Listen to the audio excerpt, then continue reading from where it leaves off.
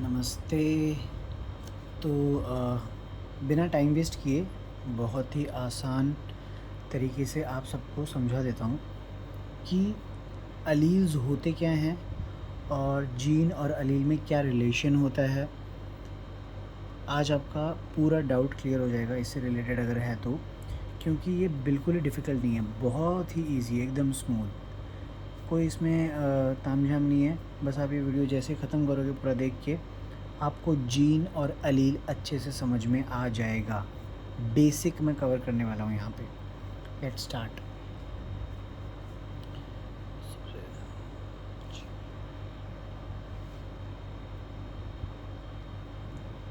तो जीन की जब मैं बात करता हूँ, जीन होता क्या है? ये अपना डीएनए है। डीएनए में छोटा सा सेगमेंट होता है। छोटा सा मतलब ऐसे में समझ लेना कि भैया बहुत ही छोटा, क्योंकि डीएनए खुद 3 × 10⁹ बेस पेयर लॉन्ग है। तो जीन्स जो होंगे कम से कम 25 किलो बेस पेयर के सेगमेंट्स, या फिर 10 केबी के, या फिर 5 केबी के, इतने तो होंगे ही। मतलब 5000 बेसिस, 25,000, 10,000, तो इतने बड़े तो होंगे ही जीन्स। छोटे का मतलब यही था, क्योंकि डीएनए खुद इतना बड़ा है।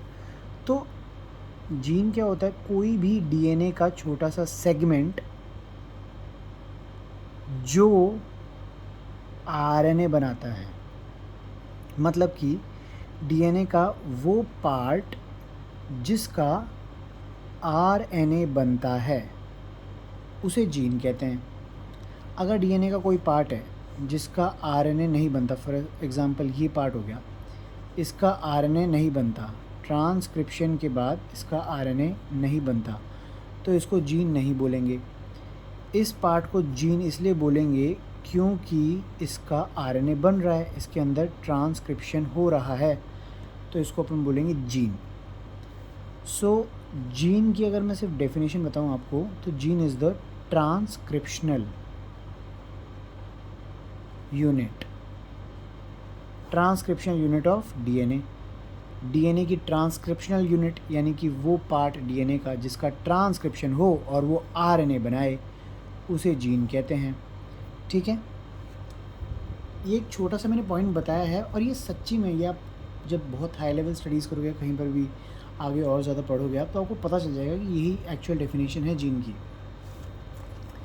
तो अब आप कहोगे कि जीन को थोड़ा सा और अगर मैं आपको बताना चाहूँ, क्योंकि अभी भी इस डेफिनेशन के बाद भी आपको थोड़े बहुत डाउट्स आ रहे होंगे। तो मान लो कोई सेगमेंट है डीएनए का, उसके अंदर ये बन गया अपना एमआरएनए। मतलब ये जीन था, इसका ट्रांसक्रिप्शन हुआ, एमआरएनए बना, और इसने क्या बनाया? एक प्रोटीन। ट्रांसलेशन से प्रोटीन बनाया, ट्रांसक्रिप्शन से एमआरएनए, और ट्रांसलेशन से प्रोटीन। तो क्या ये जीन है? ऑब्वियसली जीन है। अच्छा, अगर मैं बोलूँ कि यहाँ पे यही चीज़, जैसे ये वाला केस मैंने बताया कि एमआरएनए ना बना हो, सिर्फ एक नॉर्मल आरएनए बना हो, जीन से ट्रांसक्रिप्शन हुआ हो जीन का, मतलब सेगमेंट ऑफ डीएनए का ट्रांसक्रिप्शन हुआ हो और उससे आरएनए बना हो, तो क्या वो जीन कहलाएगा? यस, तब भी वो जीन ही कहलाएगा। अगर आरएनए ही नहीं बना, मतलब कि कोई भी टाइप का आरएनए ले लो, एसएनआरएनए, राइबोसोमल आरएनए, टीआरएनए, कोई भी टाइप का आरएनए नहीं बना, एमआरएनए, जीन से कोई भी आरएनए नहीं बन रहा, तो पहली बात तो वो जीन नहीं होगा। सेगमेंट ऑफ डीएनए जिससे कोई आरएनए नहीं बन रहा हो वो जीन नहीं होगा। उसको क्या बोलेंगे? वो सिर्फ डीएनए का कोई पार्ट है बस, जिसका ट्रांसक्रिप्शन हो नहीं रहा, तो उसको जीन बोलने का कोई मतलब है नहीं। जीन मतलब पूरा लंबा चौड़ा डीएनए है, इसमें जिस जिस पार्ट का आरएनए बनेगा तो वह पार्ट जीन कहलाएगा। उसको कोई जीन कहने से रोक नहीं सकता, क्योंकि उसका आरएनए बन रहा है भाई। उसको दे दो यार इतना क्रेडिट तो, कि आरएनए बना रहा है तो जीन है वो। ठीक है, तो बेसिक डेफिनेशन क्या है जीन की? Segment of DNA that forms RNA, या segment of DNA that transcribes into RNA. मतलब कोई भी डीएनए का पार्ट जिसका आरएनए बन रहा हो या जिसके अंदर ट्रांसक्रिप्शन हो रहा हो तो उसका रिजल्ट क्या है, आरएनए बनना, उसे जीन कहते हैं। अब वो चाहे एमआरएनए बने चाहे कुछ भी बने। देखो एमआरएनए एक स्पेशल केस कैसे हो गया, मतलब एमआरएनए वाली बात आपको बताता हूँ कि जनरली टीचर्स ये पढ़ाते हैं कि जीन जो है वो किसके लिए रिस्पॉन्सिबल है, वो प्रोटीन बनाने के लिए रिस्पॉन्सिबल है, लेकिन एक्चुअल में ऐसा नहीं है। जीन जो है वो सिर्फ आरएनए बनाने के लिए रिस्पॉन्सिबल है। अगर वो आरएनए एमआरएनए हुआ, अगर वो आरएनए एमआरएनए हुआ तो फर्दर वो प्रोटीन में कन्वर्ट होगा और उसमें फोल्डिंग और कुछ और मॉडिफिकेशंस हुई तो एंजाइम बन जाएगा। लेकिन अपन एक्चुअल में यही ध्यान रखेंगे कि जीन वह पार्ट है डीएनए का जिससे सिर्फ आरएनए बनता है। अब वो आरएनए एमआरएनए भी हो सकता है, टीआरएनए भी हो सकता है, आरआरएनए भी हो सकता है, कुछ भी हो सकता है। ऐसा ज़रूरी नहीं है कि जीन से प्रोटीन बने ही बने, उस जीन से प्रोटीन बनेगा जो एमआरएनए बनाएगा, बस इतना ध्यान रखना है आपको। सो जीन क्या है, ट्रांसक्रिप्शनल यूनिट। अब बस एक छोटे सी पॉइंट और बता देता हूँ, इतना ही बता दिया तो थोड़ा सा और सुन लो।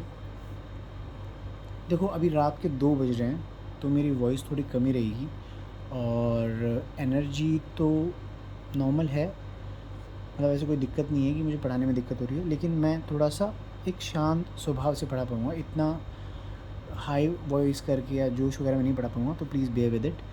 2 बजे थोड़ा सा मेरा मन कर गया कि चलो वीडियो बना लेते हैं ताकि जीन आपको अच्छे समझ में आ जाए, तो इसलिए मैंने बनाई थी। बहुत ही इनफॉर्मल वीडियो है, ऐसे बेड पे बैठ के बना रहा हूँ, बट इन्फॉर्मेटिव है, आपको काम ज़रूर आएगी ये।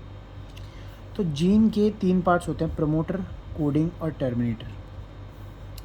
प्रमोटर क्या होता है, ऐसा रीजन जीन का जहाँ पे आरएनए पॉलीमरेज आके बाइंड कर जाए। क्या बाइंड कर जाए, आरएनए पॉलीमरेज, उसको बोलते हैं प्रमोटर।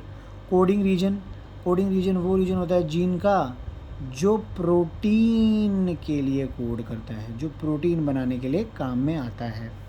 टर्मिनेटर रीजन वो है जीन का जहाँ पे क्या होता है, टर्मिनेटिंग सीक्वेंस होता है, ऐसा सीक्वेंस जिससे कि इंडिकेट कर रहा हो कि यहाँ तक आपका काम ख़त्म हो गया, यहाँ पे आप टर्मिनेट कर जाओ। तो ये 3 पार्ट्स है, प्रमोटर, कोडिंग और टर्मिनेटर। आरएनए पॉलीमरेज बाइंड करता है प्रमोटर पे, कोडिंग रीजन जो प्रोटीन बनाता है, ठीक है, और टर्मिनेटर रीजन जो ये इंडिकेट करता है किसी भी एंजाइम को कि यहाँ पे काम आपका ख़त्म हो चुका है। तो अगर मान लो ये जीन एमआरएनए बना रहा है, फॉर एग्जांपल मैंने बनाया एमआरएनए, किससे बनाएंगे एमआरएनए, ट्रांसक्रिप्शन से एमआरएनए बनेगा। तो आरएनए पॉलीमरेज ने क्या करा, एमआरएनए बना दिया अपना। अब एमआरएनए में कौन सा पोर्शन आएगा जीन का, प्रमोटर आएगा क्या, नहीं, मैं इसको काट रहा हूँ। जनरली ज़्यादातर केसेस में प्रमोटर रीजन एमआरएनए में ट्रांसक्राइब नहीं होता। कोडिंग आएगा, यस, टर्मिनेटर आएगा, बिल्कुल, दोनों रीजन्स एमआरएनए पे आएंगे, लेकिन प्रमोटर नहीं आएगा। बस नए पेज पे शुरुआत करते हैं, चलो। तो अगर मैंने इस जीन को बनाया है ऐसे, प्रमोटर, कोडिंग और ये टर्मिनेटर रीजन, 3 पार्ट्स है जीन के, बस और कुछ नहीं है। तो भैया मेरा आरएनए जो है ना, एमआरएनए खासकर, वो मेरा यहाँ से बनेगा।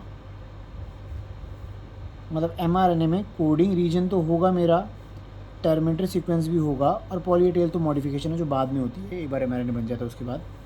लेकिन कोडिंग और टर्मिनेटर तो मेरा एमआरएनए में आएगा, लेकिन प्रमोटर मेरा नहीं आ पाएगा। कुछ एक दो एग्जांपल्स है जिनमें प्रमोटर भी एमआरएनए में आ जाता है, लेकिन ज़्यादातर केसेस में क्या होता है, सिर्फ कोडिंग और टर्मिनेटर रीजन ही ट्रांसक्राइब होता है, ठीक है। अब एमआरएनए क्या है, एमआरएनए पे भाई राइबोसोम बाइंडिंग साइट है जहाँ पे ये अपना राइबोसोम आके बाइंड कर जाएगा। ये पॉली ए टेल है ताकि इस साइड से कोई भी एंजाइम इसको क्लीव ना कर सके, वरना एमआरएनए ख़राब हो जाएगा। और राइबोसोम बाइंडिंग साइट पे राइबोसोम आके बाइंड करके ये जो कोडिंग रीजन है इसको रीड करेगा, ये एमआरएनए का कोडिंग रीजन है, और यहाँ तक रीड करेगा, कहाँ तक, टर्मिनेटर तक। टर्मिनेटर सीक्वेंस तक आते ही राइबोसोम डिसोसिएट हो जाएगा, टर्मिनेटर सीक्वेंस को राइबोसोम रीड नहीं करता। अब टर्मिनेटर सीक्वेंस आप पूछोगे होती क्या है, जितने भी स्टॉप कोडॉन्स होती है ना, उनको बोलता है टर्मिनेटर सीक्वेंसेस। जैसे कि UAA हो गई, UGA हो गई और UAG हो गई। तो ये 3 स्टॉप कोडॉन्स हो गई। इनके अलावा कोई स्टॉप कोडॉन आज तक फाइंड ही नहीं हुई, मतलब कोई डिस्कवरी नहीं हुई। यही 3 स्टॉप कोडॉन्स हैं। अगर ये आरएनए पे कहीं भी प्रेजेंट होंगी तो वहाँ पे इंडिकेशन है राइबोसोम के लिए कि बेटा प्रोटीन बनाना छोड़ दे, तेरा काम हो गया, अब तो निकल। तो राइबोसोम डिसोसिएट कहाँ पे हो जाएगा? स्टॉप कोडॉन से जस्ट पहले। मतलब टर्मिनेटर सीक्वेंस अगर UAA है तो राइबोसोम यहाँ तक ही प्रोटीन बना पाएगा और बाद में डिसोसिएट हो जाएगा। स्टॉप कोडॉन का कोई प्रोटीन नहीं बनता, स्टॉप कोडॉन से कोई भी प्रोटीन नहीं बन पाता है।